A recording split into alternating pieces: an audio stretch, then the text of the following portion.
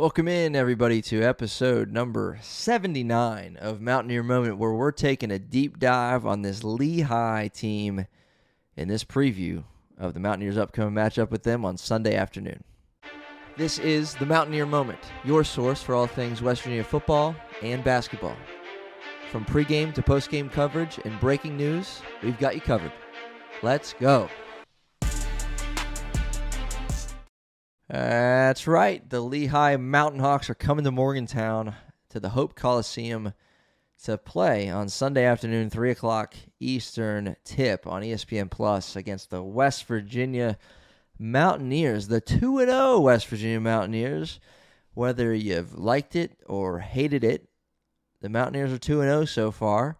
Whether you've thought it was the prettiest basketball you've ever seen or the ugliest basketball you've ever seen, the Mountaineers are 2-0 thus far. And again, this is episode number 79 of Mountaineer Moment, your source for all things West Virginia football and basketball. And this one, we're taking a page out of the football team in their book that we've done a few times here on Mountaineer Moment, breaking down previews of Mountaineer opponents. We're going behind enemy lines to look at Lehigh, who they are. There are some players to know, talk about their roster, how it compares to what they had last season, and we're going to address a few things of the West Virginia Mountaineers we want to see them fix from Game 2 to Game 3 to get right and get another win in the win column against these guys. But first, we're going to start with the fact that the Lehigh Mountain Hawks have had a tough opponent on their schedule. We talked about it with Campbell, who played a ranked Wisconsin team.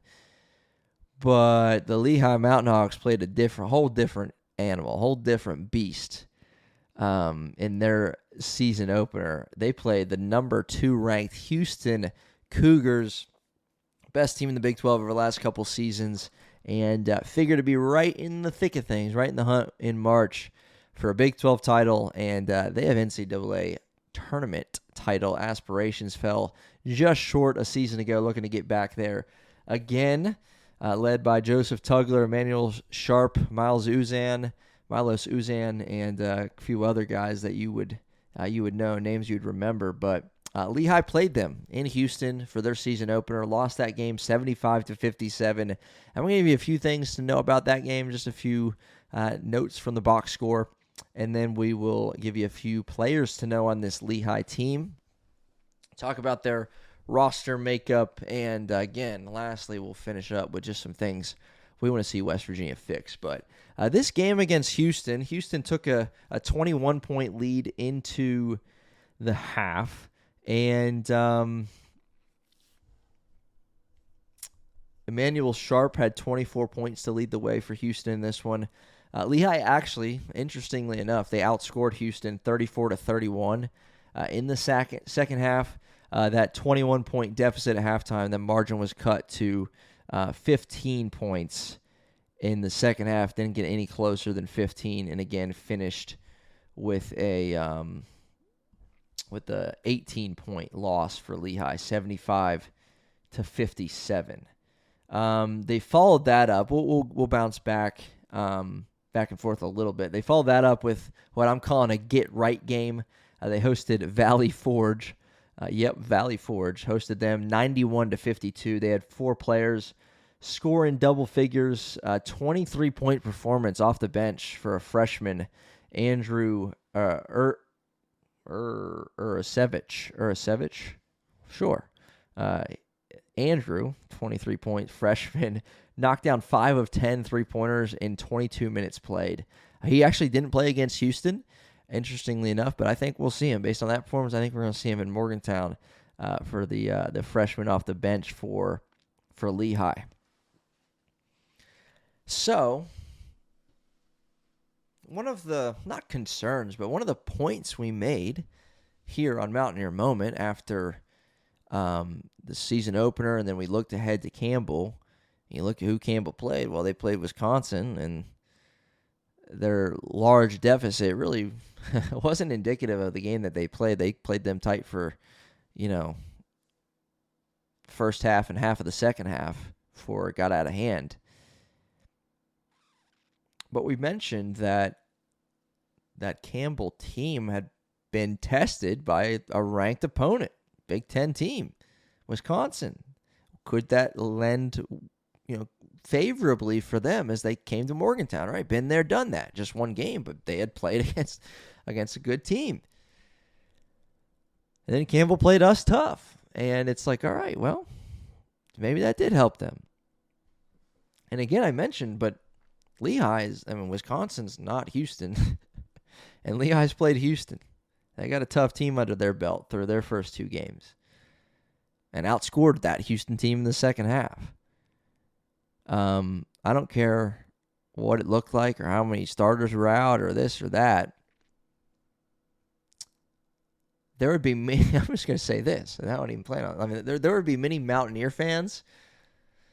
Not that I'm not including myself in this, but there would be many Mountaineer fans if I told you that we were going to go to Houston and,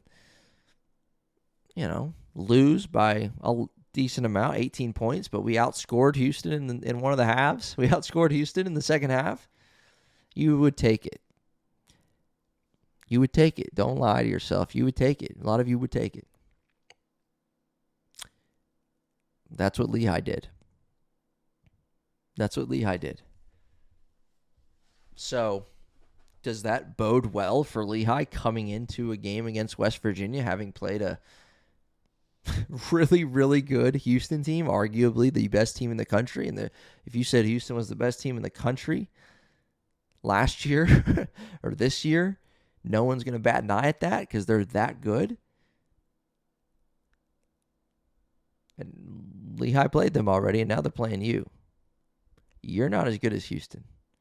They're coming off a half of basketball against Houston, and again, with the Valley Forge game in between, where they just outscored that team. Just saying. I don't know how much it helps, but it is something to know. And speaking of things to know, I'm going to give you a few players on this Lehigh team to keep an eye on ahead of this matchup. The first one is Nasir Whitlock. He's in his junior season with Lehigh, spent all his career there. But he's in a different role. He spent the previous 2 seasons coming off the bench. Now he's in the starting lineup. He had 18 points.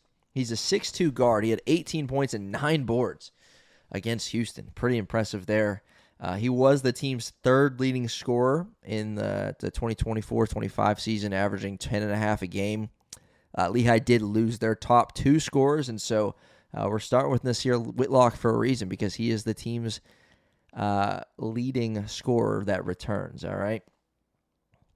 Another guy that started at Lehigh and is still there as a sophomore, 6'9", Hank Alvey. He put up 10 points and 8 boards against Houston. He started in 28 games last year as a freshman, so been around, been a part of this team, part of this culture that they have. 7 points and 5 rebounds for the 6'9" sophomore big last season is what he averaged. Third name to know, running through these pretty quickly. Third name to know, Joshua Ingram. He's also in his third year with Lehigh, just like Whitlock. He was a 36.5 3-point, 36.5% from beyond the arc last season, averaging just over 7 a game. So those are the 3 names, along with that freshman that put up 23 points in 22 minutes against Valley Forge. But those are 4 names for you to know. They return a lot. Like, you look up and down the starting lineup, you look at the bench. They went 11-19 last season. However, and they did lose 3 of their top 4 scorers, but they didn't lose a whole lot aside from that. Because, again, the guys I just named have been here multiple years. Very little roster turnover for head coach Brett Reed. And that's rare, right? In college basketball nowadays, Mountaineer fans know it better than anybody. That's extremely rare. Nearly this entire Lehigh roster is made up of guys that are returning to the program or they're incoming freshmen. One notable add for Lehigh is a JUCO product, Jalen Vasquez, who led all players at JUCO in assists per game last season. He had 379 assists for an average of 6.4 per game, which led all of JUCO. So they had a pretty decent player there. But aside from that, again, these guys are back. back to this roster, return a lot of production and comfort with one another, which obviously is the opposite of West Virginia's current status, right? No one on this team played a minute last season for West Virginia. But it's going to be a clash of two teams in that regard on Sunday afternoon for a tip-off at Hope Coliseum at 3 o'clock Eastern on ESPN+. But real quickly, just some things. I'll give you three things. I'm going to come up with them right now. Did not plan this at all, but I'm going to give you three things that I want to see fixed through this game. Going from game 1 and game 2 to game 3 against Lehigh. Number one thing I want to see fixed is the rebounding. Again, you can chalk it up to, well, we forced some turnovers against Mount St. Mary's, and that's, and then you missed a lot of free throws, and that's why they were able to come down with more boards. But against Campbell, you only turned them over a handful of times. You made more free throws this time, and yet Campbell still out-rebounded you. That ain't good. That ain't pretty. They had a kid who had 15 rebounds in that game. Shouldn't happen. Can't happen. Harlan Obioha, can't happen. Brenen Lorient doing his thing, obviously, but you got a gang rebound, and I understand Jackson Fields and Chance Moore are going to help tremendously even on the glass, but you got to start rebounding. You got to out-rebound these teams you're playing. I'm sorry. Let's go. Get on the glass, get the rebounds, and you got to out-rebound Lehigh this weekend, please. Please. All right, that's one. Rebound the basketball. Number two, I want to see Trayson Eaglestaff put two halves together. Obviously, he struggled all game long against Mount St. Mary's, but then he came out aggressive in the first half against Campbell, put up 10 points in the first half, and then didn't do much in the second half, finished the game with 12 points, missed a wide-open layup after a nice just kind of understanding where he's at on the floor, seeing the lane to drive, and drove it right at the basket, uncontested layup, missed it. He just continues to look a little bit uncomfortable to me. I want to see him comfortable. I want to see him aggressive. He had a nice, beautiful three at the top of the key in that first half. Like, dude, just let it fly. Be yourself. Don't be timid. Find yourself in the flow of the offense, get involved, and go do your thing. I fully believe in Trayson Eaglestaff. I just want to see him get it together. A little bit more, put two halves together for the North Dakota product who averaged almost 19 points a game last season. And then lastly, third thing we want to see needing fixed, for this Mountaineer team.